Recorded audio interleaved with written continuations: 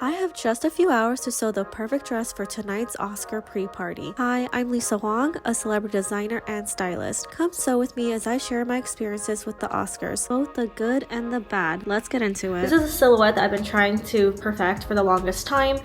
You'll see me try silhouette over and over until I get it right. So this is what it looks like. I'm not going to the event till like 8:30, so I have like a decent amount of time to get this done. I'm gonna set my girl up to be draped on. She needs her left arm. Okay, this is the right arm. I think this is the left arm. A few pins.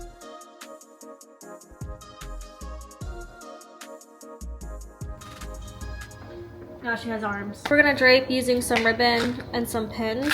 I use this instead of tape because I was worried about the tape getting the residuals on my dress form, but it's just a preference. It's how I learned how to drape.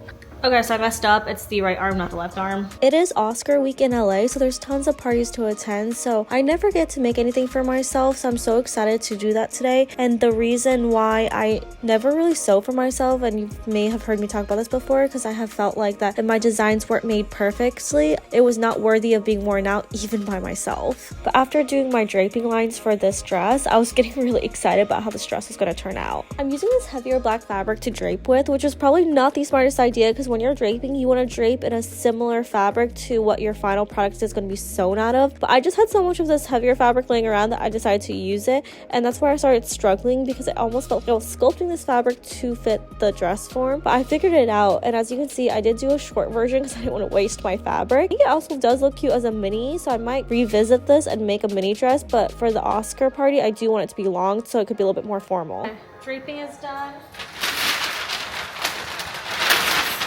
How's the pattern making?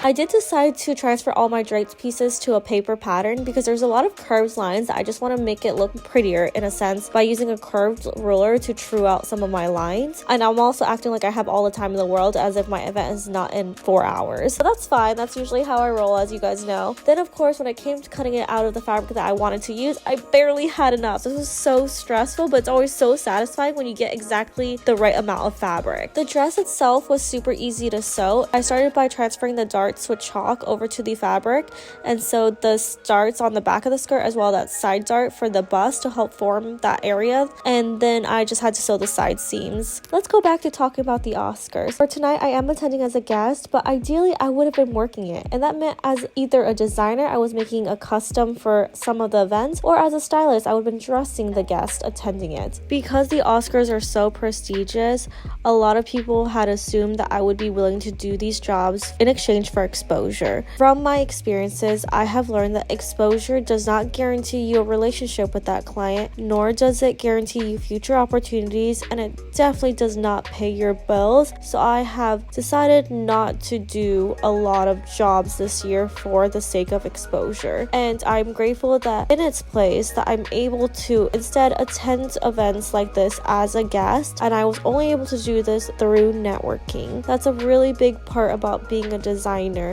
Okay, so this is kind of how it looks so far on. I'm gonna gather this side so it just naturally drapes, but this is how it looks. I'm kind of obsessed with how this is turning out. Rather easy dress to make. Now this is how much I'm gonna take off of the sleeve. That's quite a bit. I'm gonna seam rip it open. Networking is as annoying as seam ripping, but it is very necessary.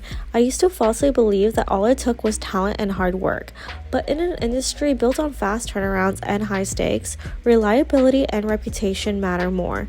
People hire those they've worked with before or those personally recommended. By networking, you are creating opportunities for yourself where there were none before. It's all very similar to the process of making a dress, where we are making something out of nothing and then making the necessary edits. And now you have a new pattern for next time. The reason why I took off the excess was because I wanted to sit higher on my shoulder. I felt like it was sliding down and it was a completely different look. I want this to be kind of more structured. So now we're gonna re-sew that strap back together. I did this on myself, so I know my arm fits through, but I'm getting really worried that my arm's not gonna fit through this. The brain fog is starting to set in, but it's totally okay. We're gonna keep going because I only have 2 hours left before I have to start getting ready. So I also had to fix the strap that went across here because it wasn't sitting high enough, and that's why I was bagging here. I just think I have a shorter torso. So we're gonna do that next and also fix that.